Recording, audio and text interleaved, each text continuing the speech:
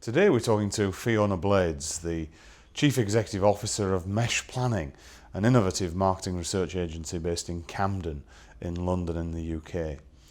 In the example that follows, we look at how real-time experience tracking can evaluate communication campaigns across all their touchpoints. I think some of the limitations in market research have been around the more traditional ways of measuring brands and communication.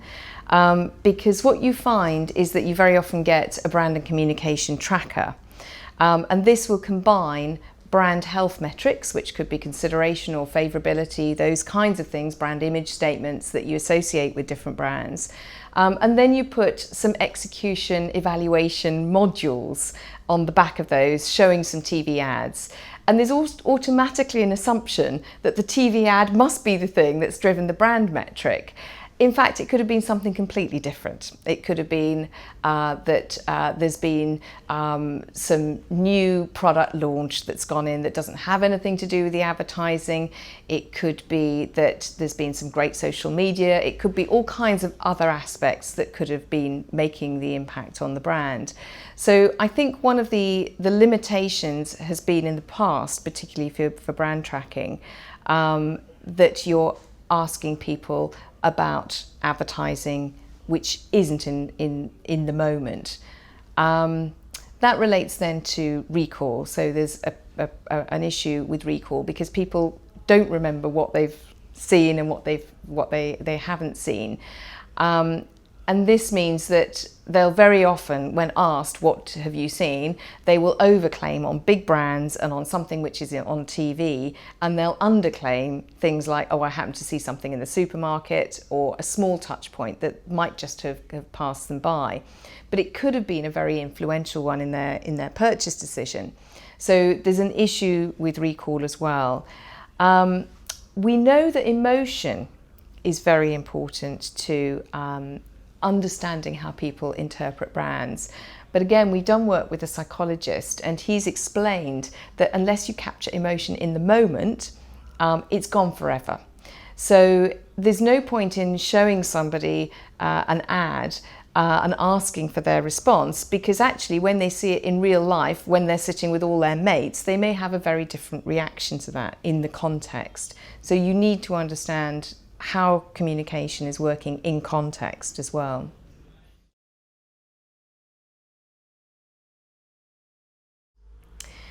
We found that real-time experience tracking has worked very successfully for clients over the 6 years that we've had Mesh established. So where the idea comes from is that we believe that experiences actually create brands. And Jeremy Bullmore has a wonderful quote that he uses, which says, "People build brands like birds build nests, from scraps and straws they chance upon." And we think that these scraps and straws are their experiences. So if you can capture all these experiences or touch points, you can understand why people think about brands as they do. So this is what we do with real-time experience tracking. We use people's mobile phones. They let us know when they come into contact with brands. So if it was a study on soft drinks, they might text us about Coca-Cola, Pepsi, Lilt, Fanta. And they'll let us know which brand they saw, which occasion it was it TV or in-store or social network, how it made them feel, very negative to very positive, and how likely it made them to choose that brand next time. So we're getting thousands of these experiences in every day for the study.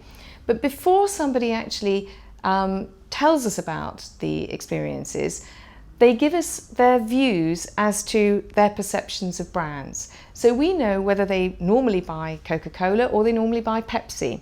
And we can then see at the end of the week whether they are now saying they buy PepsiCo or they buy Coca-Cola. We can see how brand image statements have changed, and then we can start to do some more sophisticated analytics to see which of these experiences have impacted on those touch points. The benefit of this is that you can get information very quickly. So if a client is starting a campaign, we only need to get participants to do the first questionnaire, then to do some tracking, maybe for a week or 2 weeks, then the post, And we can immediately start to see which of the touch points are impacting most. And as a result, the clients can make changes. We're also starting to see that the persuasiveness metrics, so how likely did it make you to choose this brand, can be predictive of later sales and churn. And this is quite interesting because for one of our clients, we're now seeing that if we monitor their customers' reaction to the competitor, that we see they have 3 weeks before that competitor will churn. So we know we're just at the start of investigating what this experience data really means, but we do see it as the constituent part of brands.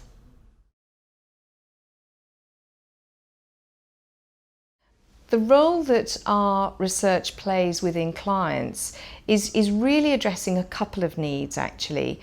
One is that we don't just look at TV, we can look at all the different touch points. And that could be somebody consuming a product, it could be looking online, searching for something, social media, in-store, TV. So we look at all of the different touch points in one way, which I think is one thing. That means that clients can get a much better understanding of which elements are working within their marketing mix.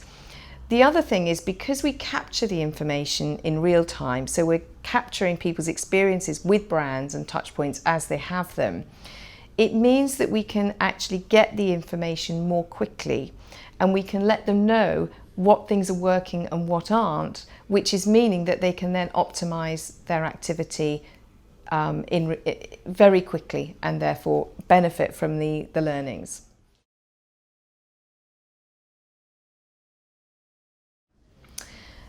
In terms of the success that we've had working with clients, there are a couple of examples that I think might be useful to talk about. One which is where we were working with Energizer, and they were launching the new razor called Hydro, Wilkinson Sword Hydro. It was being launched globally, but it was being launched first in Germany, and therefore there was an opportunity to have a look within that launch at what we could learn that could be then utilised in other countries, but also because it was such a big launch, the client wanted to understand what they could change along the route. And we were able to construct a research programme where we were capturing the real-time information so that we could feed back immediately to let them know, yes, the posters were working. We could also let them know that the press wasn't working as well as they hoped and we should move press into online. It was a young male audience. This then really helped in terms of optimising their campaign. We could see that the TV ad was performing very strongly in terms of increasing consideration for the brand, and it didn't wear out as quickly as we thought. So we were able to suggest that they had a cut down version of that with a tag on, and that actually worked even more powerfully later on in the campaign. So they were able to make these changes throughout the campaign's life, and this significantly impacted on the way that the actual brand performed. The Energizer executives calculated that the changes that had benefited threefold in terms of the advertising effectiveness, and it helped them to increase their share by 10% of this marketplace within 4 months.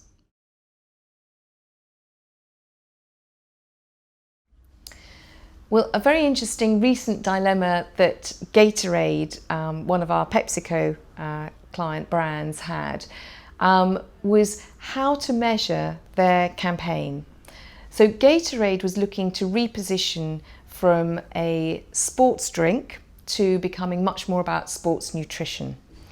And this meant that certain metrics on their brand, they were looking to see if they could increase. They believed that the best way of doing this was using experiential touch points such as gyms, fitness centres, parks, those kinds of things, which were close to when people might actually be consuming or needing the product. But they didn't know whether this was the right strategy.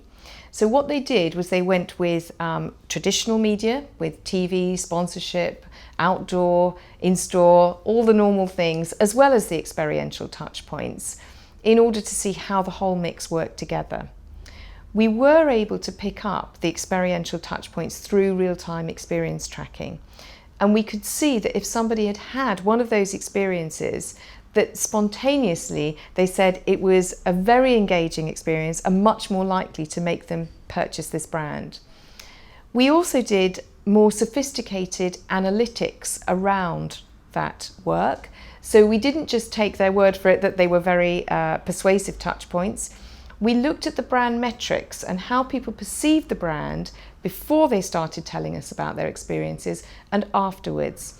And we could see there were significant shifts in the brand image attributes that they were looking to move if people had had the experiential touchpoint experiences. So we were able to suggest to them that they should increase their spend in those areas. We also saw efficiencies that could be made in the traditional media. So this was working well. It wasn't about cutting the traditional media altogether, but we were able to make some efficiencies.